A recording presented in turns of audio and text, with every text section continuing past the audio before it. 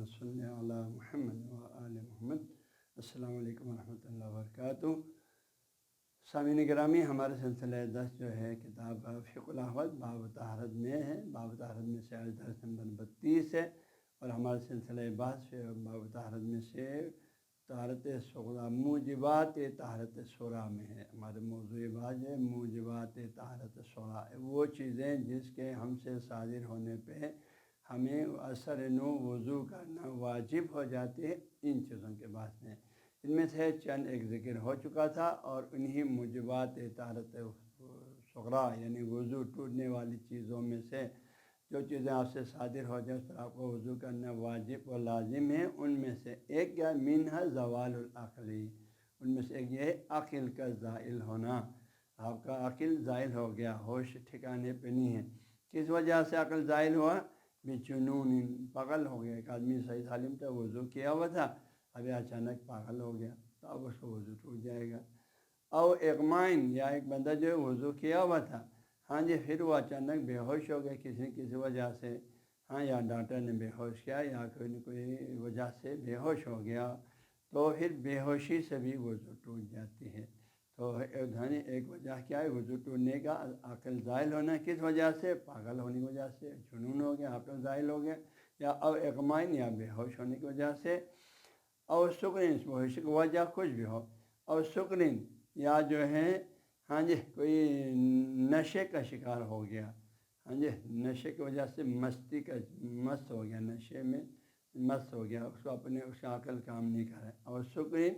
ایسی مستی، ہاں جی، ایسی نشہ اس پر طاری ہو گیا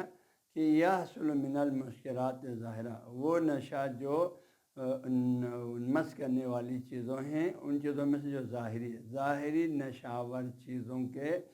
استعمال کی وجہ سے وہ اس پر نشہ طاری ہو گیا، حالت نشہ طاری ہو گیا، عقل زائل ہو گیا،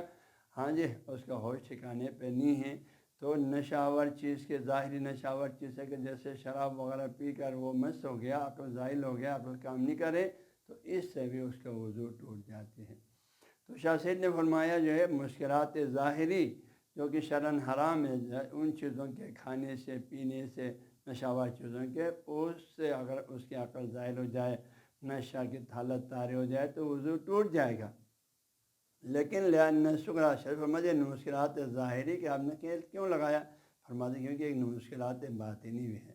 اس سے وضو آپ فرماتے نہیں ٹوٹتی ہے۔ لأن شکرا کیونکہ جو ہے مدہوشی کی حالت، اپنے آپ سے ایک نوع بے ہوشی کی حالت جو ہے حاصل ہو جائے، لأن شکرا اذا حاصل،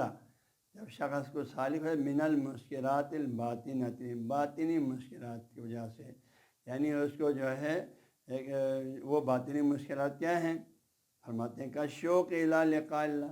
جیسے اللہ تعالیٰ سے ملاقات کی شوق، یعنی ایک بندہ جو ہے ذکر مسالک ہے، کسی بزرگ کی سرپرستی میں، مرشد کی سرپرستی میں وہ جو عبادت میں بیٹھا ہوا ہے،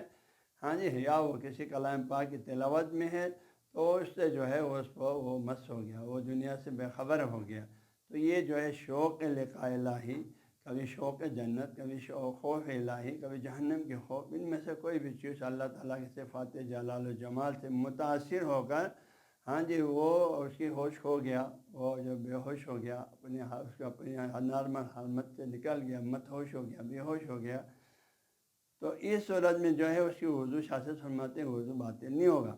فرماتے ہیں کیونکہ ذیل سکون جب حاصل ہو جائے مسکرات باطنی سے، باطنی مس کرنے والی چیزوں سے، جیسے کہ شوق الی لقاء اللہ تعالیٰ کی ملاقات کی شوق، و محبت کی اللہ تعالیٰ سے شدید محبت جو ہے اس کو مس کر دیتا ہے، اس کو اپنے آپ سے بے خبر کر دیتا ہے، اس کا عقل پھر اس حالت میں کام نہیں کرتی ہے، تو یہ حالت جو ہے یزید، یہ حالت تو اضافہ کرتا ہے، اس سے وضو نہیں ٹوٹتا ہے بلکہ اضافہ کرتا ہے طہارت ظاہری، اس کے ظاہری پاکی میں اضافہ کرتا ہے، بطہارت الباطن، اس کے باطنی پاکی کے ذریعے سے، اس باطنی پاکی سے جو شوق الہی، عشق الہی کی وجہ سے اس پر ایک دنیا سے بے خبری کی کیفیت طاری ہوئی ہے، اور تو یہ حقیقت میں بے ہوش نہیں ہے، یہ اللہ تعالیٰ کی جو ہے شمال الہی میں غرق ہے، ہاں، اس وجہ سے دنیا سے بے خبر ہوا ہے، تو اس وجہ سے اس بندے کے شاست فرماتے ہیں اس کی طہارت ظاہری یعنی وضو نہیں ٹوٹے گا بلکہ اس کی پاکی میں اور اضافہ ہو جائے گا۔ تو شاہ سے فرماتے ہیں ولیکن لیکن ھذا سکون، لیکن یہ سکون جو ہے،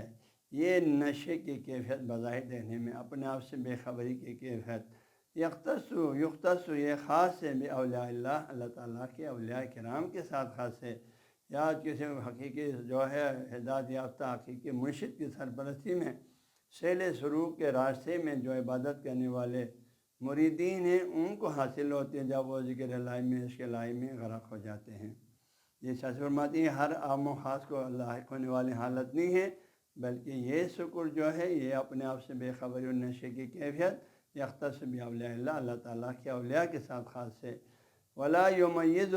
اور تمیز نہیں کرتے، ایک بندہ بے ہوش ہوا تو کیوں بے ہوش ہوا، اپنے آپ اس دنیا سے بے خبر ہوا کیوں ہوا،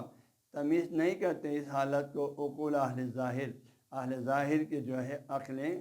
تمیز نہیں کرے گا بھئی یہ بندہ اس حالت میں کیوں آیا اور یہ کیوں بے ہوش ہوا ہے، یہ تو عبادت کر رہا تھا، نماز پڑھ رہا تھا، ذکر الہی میں تھا، یہ کیوں بے ہوش ہوا، انہیں تو کوئی ظاہری نشے کی چیزیں استعمال نہیں کیا تھا، یہ کیوں اپنے آپ سے بے خبر ہوا، بے ہوش ہوا، اور ظاہر کی عقل اس حقیقت کو، اس حالت کو درک نہیں کر سکتے ہیں۔ اس لیے شاہ صاحب فرماتے ہیں فلذالک، اس وجہ سے لا یجوز، جائز نے الامر بالمعروف، نیکی کا حکم کرنا، والنہی عن المنکر، برائی سے روکنا، للاراذل، اس معنوی طور پر کم درجے والے، پس درجے والوں کو جو ان معنوی حالتوں سے بے خبر ہے، بھئی ذکر الہی سے، یاد الہی سے اس طرح دنیا سے بے خبر ہو جاتی ہے، اس شخص کو ایسی چیزوں کا پتہ ہی نہیں ہے، اس پر ایسی کوئی حالت کبھی طاری ہوا بھی نہیں ہے، تو پھر ایسے لوگوں کے لیے جائز نہیں ہے، ایسے اراذل کے لیے اللہ فاضل، ایسے بافضلت اولیاء کرام سالکین رائے ترکت، جس کو ایسی معنوی کیفیت طاری ہو کر ذکر الہی سے، عشق الہی سے، محبت الہی سے، تلاوت کلام پاک کے دوران اپنے آپ سے بے خبر ہو جاتی ہے، ایک نشے کی کیفیت طاری ہو جاتی ہے، تو پھر بظاہر دیکھنے میں اس کا عقل ظاہر ہوا، واقع میں وہ عشق الہی میں غرق ہے، تو ایسی جو یہ کیوں دنیا سے بے خبر ہوا، اس کیفیت کو اللہ کے خاص بندے جانتے ہیں، اولیاء اللہ اولیاء کرام جانتے ہیں، حقیقی مرشدین جانتے ہیں، لہذا وہ جو بتا سکتے ہیں اس بندے پر یہ حالت کیوں طاری ہوئے، ظاہر عقل والے جو ہے وہ اپنے عقل کی مدد سے ان چیزوں کو درک نہیں کر سکتے۔ اس شاہ نے فرمایا اراذل کو، کم درجے والے لوگوں کو، معنوی حالت سے بے خبر لوگوں کے لیے جائز نہیں ہے امر بالمعروف نہی منکر کریں، اللہ فاضل، ایسے بافضلت اولیاء کرام کو۔